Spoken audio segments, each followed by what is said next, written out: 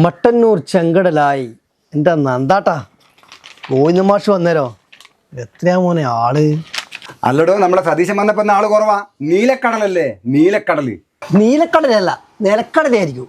ഓ, രാവിലെ തന്നെ തുടങ്ങിയാ പോയപ്പോ ഭരണവർഷം പ്രതിവർഷവും. നന്ദാട്ടാ, ഒരു മധുരം കുറച്ചിട്ട് ഒരു ചായ പോട്ടെ.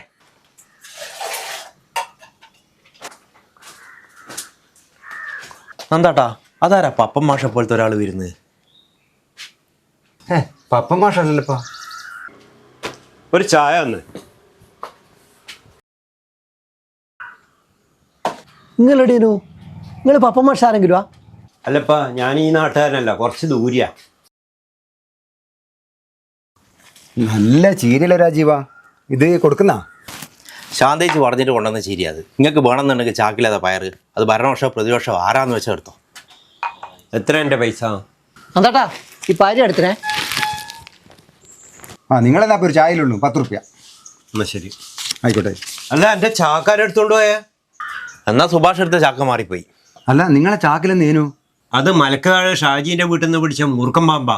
ഉയ്യന്റെ ദൈവമേ, ആ പൊട്ടനെ പോലത്തെ സുഭാഷ് മൂർഖനും കൊണ്ട് പോയല്ലോ. സുഭാഷേ, സുഭാഷേ, സുഭാഷേ, സുഭാഷേ, എന്താ പാമ്പ്. എടാ പൊട്ട സുഭാഷേ, നിന്റെ ചാക്കിൽ മൂർഖൻ പാമ്പാടാ.